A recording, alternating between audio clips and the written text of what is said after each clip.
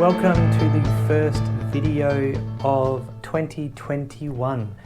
My name is Ben Brearley. I'm the founder of Thoughtful Leader because thoughtful leadership is good leadership. And in this video, I'm going to talk about having a difficult conversation. Now, difficult conversations are something that every leader will inevitably have to have at some point, whether it's with one of their team members or it could be with their own boss. I want to give you a few steps that you can use to make your difficult conversations a bit easier. They won't be easy because they're never easy, but during 2021, I bet you'll need to have some sort of difficult conversation at some point, so I want to help you out with that. The first thing you should do before you go into a difficult conversation is to think of the positive outcome you want for the other person. So you're not thinking about yourself, you're thinking about the other person. The reason for this step is that it puts you in a frame of mind where you're going to go in with a positive mindset. Even if your team member is performing poorly, you need to have a conversation about the poor performance or attitude, whatever it is, you have a positive outcome. The positive outcome you want is for them to address their behavior and become a productive member of the team. So that's an example of a positive outcome.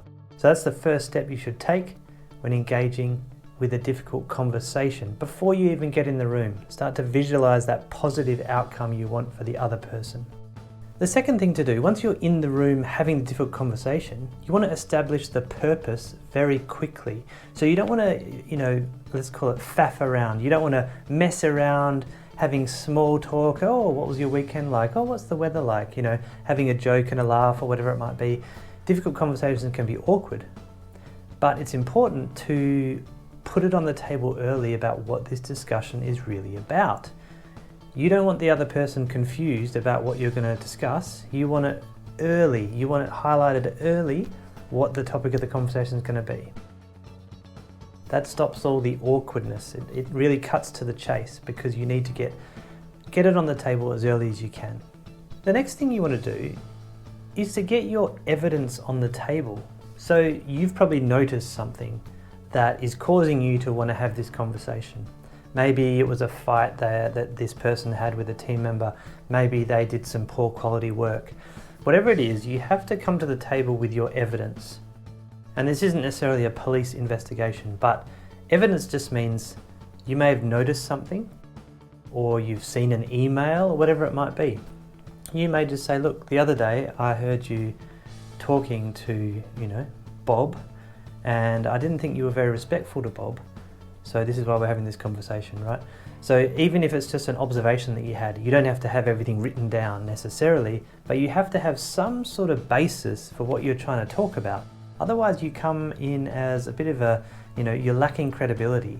Because if you accuse someone of something and you have nothing to back it up except maybe some hearsay, which is a bad idea, then you're not going to have that credibility to actually engage in that conversation. Plus, you could be wrong. You could be wrong if you're relying on hearsay. So get your evidence on the table. Another step that can be useful in a difficult conversation is to verbalize discomfort. It's okay at the start of the conversation to say, look, this is going to be a challenging conversation because we have to talk about this thing. It's okay to acknowledge that it's uncomfortable. Sometimes that makes the other person feel like you have something invested in the conversation as well. So it's not you just trying to, have a go at them or, get them in trouble. It's, you find this conversation difficult as well. And that can be a useful thing to frame right at the start of the conversation. There's no shame in that. The next obvious step to take when you're having a difficult conversation is once you've got it on the table, you want to listen. You want to listen to what they have to say. There could be some good reasons for what happened.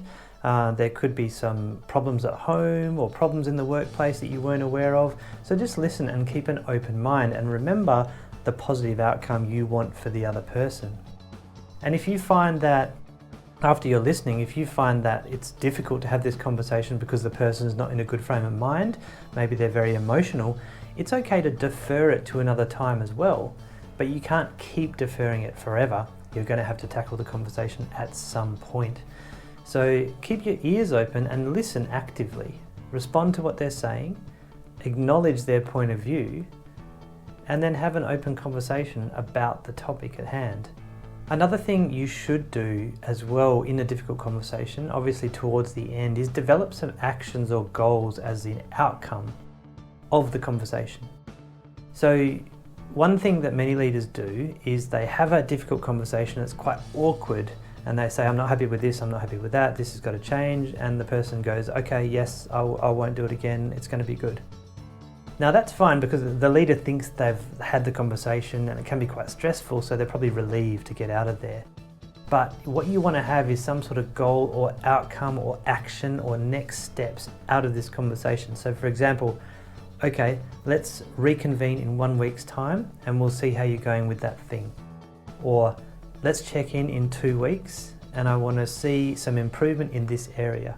You know, those sorts of things where you have an actual goal and you agree to meet again so you can keep track of it. Because sometimes having a difficult conversation can be so stressful that leaders are just relieved to get it over with and they forget about actually getting the outcome they want to get. So that's a really important step. And leading on from that point, follow up with the person. Don't make this the last conversation. Particularly if your positive goal is you want them to improve, then you need to follow up and see how they're doing. It's not fair on them if you have one difficult conversation and then you just let it go. You don't know whether they're improving or not, or whether they've addressed the situation. So those are my tips for having a difficult conversation. Obviously a difficult conversation is always going to be hard work. It's never comfortable, but with these steps, hopefully you can feel a little bit more comfortable about having a difficult conversation in 2021 and beyond. Thank you once again for watching. Please subscribe to this YouTube channel if you haven't already. You can get videos like this every week. I appreciate you watching and I will see you in the next one.